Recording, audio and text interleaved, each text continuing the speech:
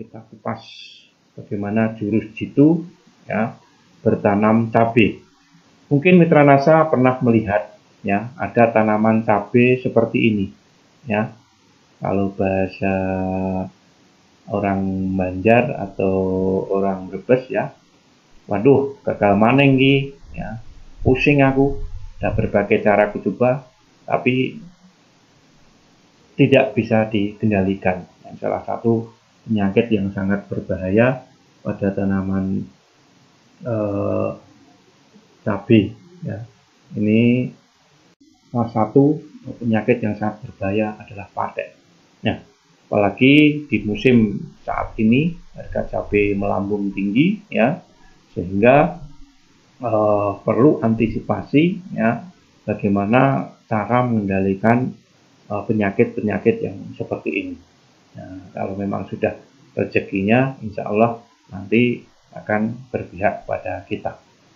Mitra Nasa dimanapun Anda berada, baik di dalam maupun di luar negeri, ya, ada produksi ya, tanaman cabai. Ini sebenarnya rata-rata produksi kita itu masih sangat rendah. Ini ada berbagai data yang mungkin bisa sebagai patokan kita. Potensi produksi tanaman cabai itu berapa sebenarnya? Nah, ini ada jenis cabai besar, ada jenis cabai rawit. Sebenarnya potensi cabai besar per pohon ini bisa sampai 1-2 kilo per pohon. Sedangkan cabai rawit ini bisa sampai setengah kilo sampai 1,5 kilo per pohon. Setengah kilo sampai 1,5 kilo per pohon. Nah, ini diambil ya per hektar, ini kurang lebih jumlah tanamannya 16.000 pohon. Nah, rata-rata saat ini per pohon ini hanya untuk cabai besar ini baru 0,4 kilo per pohon pun belum ada. Ya, apalagi cabai rawit ini baru 1/4 kilo per pohon. Ini potensi yang sangat luar biasa. Alhamdulillah dengan teknologi organik NASA ini untuk cabai besar ini sudah bisa di atas 1 kilo. Apalagi cabai rawit ini juga bisa 1 kilo. Nah, kendala-kendala di dalam kita berbudidaya cabai merah atau ingin berbisnis, biasanya kalau petani pemula ya, itu biasanya kalau seperti saat ini pas harga cabai tinggi itu ikut-ikutan pengen nanam cabai. Tapi kalau yang sudah pengalaman memang jiwanya bisnis cabai, ini harus terus-menerus tanam cabai. Karena ada beberapa kendala di dalam bisnis cabai ini. Yang pertama adalah teknis budidaya yang kurang tepat. Ya. Kemudian adanya serangan hama dan penyakit. Terutama yang berbahaya seperti saat ini adalah penyakit patek atau penyakit virus ya, yang disebabkan oleh virus Gemini. Nanti akan kita kupas bersama. Kemudian tidak ada kepastian harga jual. Nah, ini fluktuatif sekali seperti saat ini. Harga cabai saat ini bisa melambung di atas 100.000, bahkan ada yang sampai 120.000 saat ini. Bahkan ada yang 135.000 juga ada. Nah, ini tidak ada kepastian harga jual. Tapi kadang-kadang bisa turun, bisa sampai 8.000, 10.000. Ini luar biasa. Ya, tidak ada kepastian harga jual. Kemudian permasalahan yang selanjutnya adalah rendahnya margin usaha. Ya, ini. Kemudian petani itu kadang lemahnya akses pasar. Nah, kita tidak bisa mengakses pasar. Nah, ini memang harga cabai ini ditentukan oleh salah satu pedagang besar. Ya, mungkin Anda tahu ya, kita patokannya di Jakarta sana. Ya, ini kendala bisnis cabai merah. Ini yang perlu gambaran ya, harga cabai tahun 2010 ya. Ini harga cabai ya. Ini fluktuatif, biasanya Desember. Nah, sekarang ini tahun 2001 di bulan Maret aja kita harganya sudah tinggi. Ya, ini salah satu memang kepastian harga jual itu tidak bisa ditebak untuk harga cabai.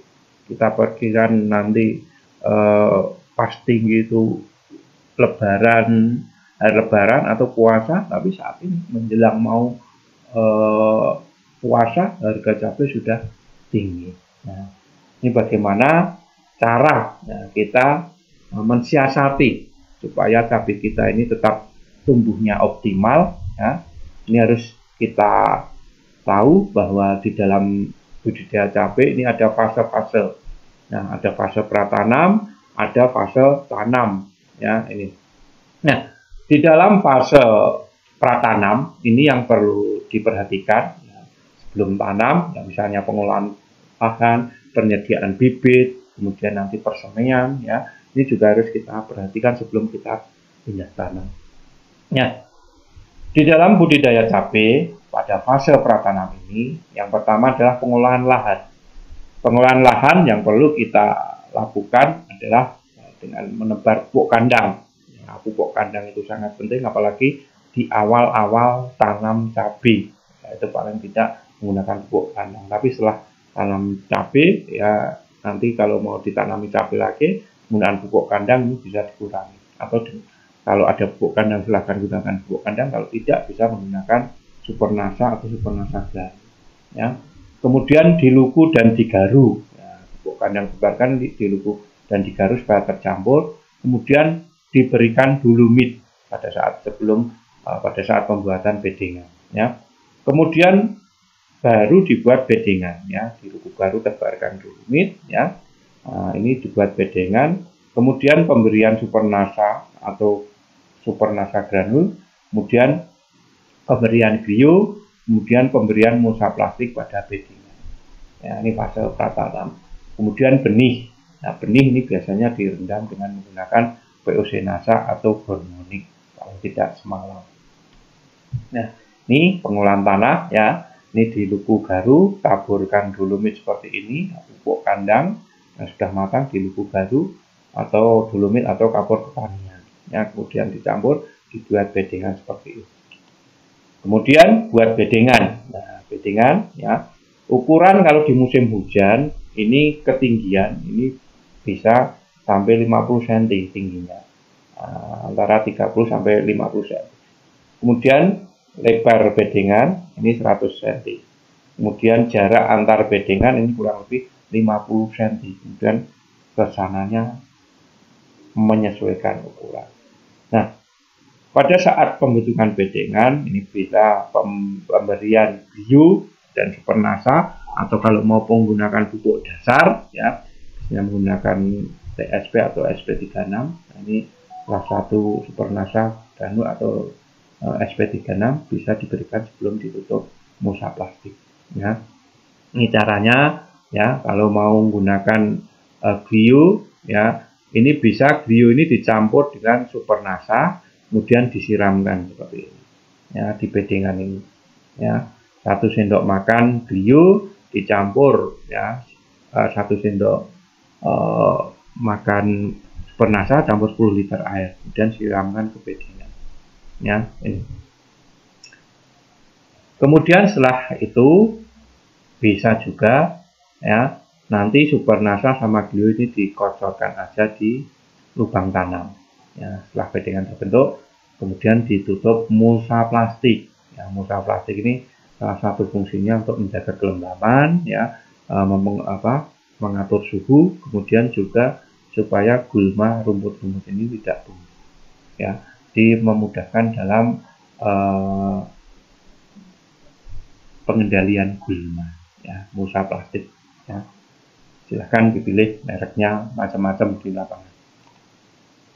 Kemudian setelah itu ya dibuat jarak tanam. Jarak tanam yang paling bagus untuk tanaman cabai ini dengan sistem sisa. Ya, jangan berdekatan, nanti akan daun itu akan tempuk, ya, akan saling bersinggungan. Ya. Sebaiknya sistem zigzag seperti ini. Ya, jarak tanam yang dianjurkan adalah 70, 80, 60, 70. Nah, tapi ada petani yang jarak tanamnya itu 50, 50. Nah, ini nanti juga tergantung tinggi tanaman, kemudian juga pengaruh ke hama dan penyakit itu juga bisa. Bahkan kalau di daerah di daerah Jawa Barat, daerah Tasik ataupun daerah Kerawang itu malah bekas tanaman padi itu dibuat tanaman cabai, sehingga tanaman cabainya itu pendek-pendek sekali. Nah, ini tidak mengikuti jarak tanam. Ya, kemudian pembuatan bedengannya juga kurang tinggi. Ya, ini jarak tanam yang dianjurkan, apalagi di musim hujan. Jadi jarak tanam jangan terlalu rapat. Kalau di musim hujan biasanya yang sebelah ini 80, yang ke sana ini 70. Ya, atau paling tidak sana 60, sini 70 ini sudah bisa. Ya, ini jarak tanam. Jadi bisa menggunakan 60, 70 atau 70, 80. Kemudian fase persemaian. Nah, fase persemaian tanam ini biasanya persemaian biasanya di umur 0 sampai 30 hari. Nah, persiapannya bagaimana? Ya, persiapan persemaian. Ya, sebaiknya arah persemaian ini bisa menghadap ke timur kalau ingin menyemaikan sendiri. Kemudian media tumbuh biasanya dari campuran tanah dan pupuk kandang ataupun kompos yang sudah matang. Lebih bagus kompos atau pupuk kandang yang matang ini sudah dicampur dengan bio. Ya. Kemudian disemai, biji cabai diletakkan dalam polybag, kemudian semprot menggunakan POC-NASA. Kemudian jangan lupa penyiraman, ini sangat penting di fase persemaian. Ya. Atau bisa juga ya, kalau tidak menyemaikan sendiri nanti tinggal beli. Ya, kan sekarang banyak persemaian di mana-mana. Ini tinggal beli, tapi harus diperhatikan dalam pemilihan bibit kalau beli itu. Ya, bibitnya harus dilihat jenisnya, ya, kemudian bibitnya itu sehat atau tidak. Ini nanti baru kita tanam. Kemudian yang perlu diwaspadai di sini, ya, di fase pratanam, apalagi di persemaian, ini adalah pengamatan hama dan penyakit. Di persemaian ini yang paling berbahaya adalah penyakit rebah semai atau dumping off. Nah, ini biasanya penyebabnya cendawan, pitium, atau jamur pitium, dan rhizoctonia. Ya, makanya penggunaan bio ini sangat-sangat dianjurkan untuk mengendalikan penyakit rebah semai atau dumping. Kemudian ada embun bulu. Nah, embun bulu itu penyebabnya apa? Adalah Peronospora parasitica. Dan ada kelompok-kelompok virus juga ada di sini. Ya. Kemudian yang tidak kalah penting adalah hama. Hama pada persemaian ini juga sudah sangat menyerang. Di antaranya ada kutu daun persik atau aphids. Kemudian ada trip seperti ini, ada tungo. Ya, ini nanti akan kita kupas bersama. Ya, cara pengendaliannya seperti apa. Kemudian selanjutnya pembibitan. Ya, ini pembibitan tadi ya sudah saya katakan bisa membibitkan sendiri, ya, atau bisa beli di pembibitan. Ya, ini. Tapi kalau kelebihan pembibitan sendiri kita bisa mengontrol ya media yang kita gunakan dan bisa mengontrol bibit apa yang kita gunakan. Ya, itu. Kemudian setelah itu, yang kedua adalah fase tanam. Setelah pratanam, ya, di persemaian, pembibitan, ini fase tanam.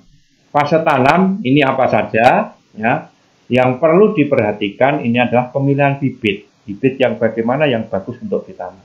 Kemudian cara tanamnya, kemudian pengamatan hamanya, ya, hama dan penyakit, terutama ulat, ya, yang paling banyak menyerang adalah ulat tanah, ulat gerayak, picot ataupun siput. Ya. Ini cara penanaman yang paling bagus, ya. Pilih bibit yang paling tidak umur antara 17 sampai 23 hari atau paling tidak sudah ada 2 sampai 4 daun. Nah, waktu penanaman yang paling bagus adalah sore hari. Kemudian buka polybagnya. Kalau itu menggunakan plastik, plastiknya dibuang. Tapi kalau polybagnya menggunakan daun pisang, itu bisa langsung ditanam, nggak apa-apa, karena nanti daun pisangnya akan busuk. Tapi kalau menggunakan plastik, itu plastiknya harus dibuka. Ya. Kemudian setelah tanam, fase selanjutnya adalah pengajiran.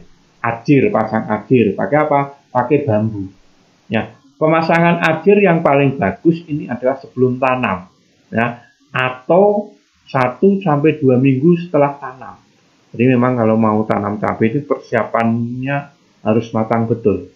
Ya, apa-apa disiapkan. Jangan sampai nanti sudah umur 1 bulan atau 1 bulan lebih baru dibuatkan ajir seperti ini. Dan ini nanti akan mengganggu ya proses pertumbuhan dari cabai. Karena kalau diajiri umur 1 bulanan lebih ya, ini bisa kena perakaran. Nah, nanti akan mengganggu proses pertumbuhan karena perakarannya terganggu. Ya, paling bagus adalah sebelum tanam atau 1-2 minggu ya, di bawah 1-2 minggu ya setelah tanam ya, pengajiran. Kemudian selanjutnya adalah pengelolaan tanaman, fase pengelolaan tanaman ya. Ini ada beberapa macam ya. Yang pertama adalah penyiraman ya, irigasinya bagaimana, kemudian pemupukan ya, kemudian penyemprotan menggunakan nasa, kemudian perempelan, sisakan buah cabang utama, kemudian pengamatan hama dan penyakit. Nah, kita kupas satu persatu ya. Penyiraman, pengairan dan drainase. Ini rutin, kalau bisa dilep, istilahnya ada yang dilep itu juga bisa ya. Biasanya rutin 7-10 hari ya, sampai umur 40-50 hari. Tapi jangan sampai tergenang, kalau dilepin jangan sampai tergenang ya, paling enggak di bawah ini ya. Kemudian ini juga bisa disiasati ya, penyiraman ini bisa kalau kita memberikan pupuknya itu dengan sistem pengocoran. Tiap 2 minggu sekali dikocor, ini juga sudah melakukan penyiraman. Nah, ini, ya. Jadi pengairan, penyiraman, drainasenya ini harus diperhatikan, terutama di jarak beddingannya tadi. Ya. Jangan sampai air itu tergenang di sini, karena kalau tergenang kelembapannya tidak dijaga, nanti hama penyakit itu banyak yang menyerang di situ. Ya. Kemudian selanjutnya pemupukan. Ya. Pemupukan bisa dilakukan ya. Yang pertama ini dengan sistem pengocoran atau sistem tabur. Nah, tapi biasanya petani yang paling banyak dengan sistem kocor, ya, pengocoran. Nah, pengocoran kurang lebih NPK. Ya, NPK ini kurang lebih 2,5 kilo dicampur dengan 1 botol Supernasa. Ini campur 200 liter air, ya. Kemudian diambil 250-500 ml. Tergantung umur tanaman. Kalau di bawah 1 bulan ini cukup 1 gelas, kurang lebih 200 ml. Siramkan per lubang tanam. Ini bisa dicampur Clio ini juga bisa, tapi NPK ya, silahkan menggunakan NPK merek apapun ya, dicampur Supernasa. Nah, nanti kalau sudah umur 30 atau 35 hari, Supernasa ini diganti dengan menggunakan Power Nutrition. Ya, untuk apa? Untuk merangsang pembungaan dan pembuahan supaya buahnya banyak, ya, dan tidak rontok. Ya, ini, ya, pemberian 2 minggu sekali. Kemudian penyemprotan POC Nasa, ya, ini paling tidak 1-2 minggu sekali, bisa POC Nasa, hormon, ataupun dengan menggunakan Green Star, atau bisa menggunakan Wito, tinggal pilih.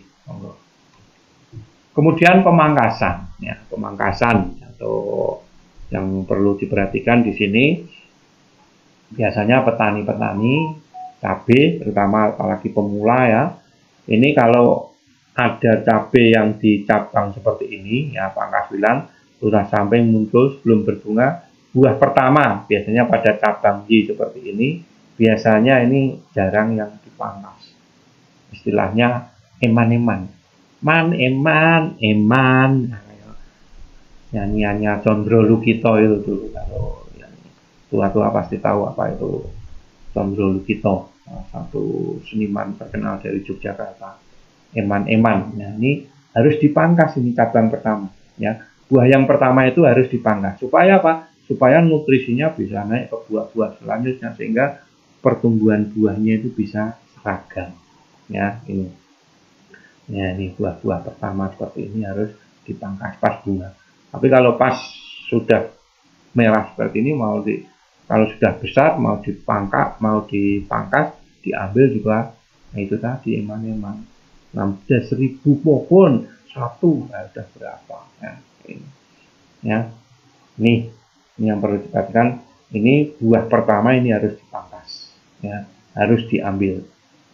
Belum terjadi buah pas saat bunga ini diambil, supaya nutrisinya bisa ke atas, jadi pertumbuhannya bisa seragam buahnya.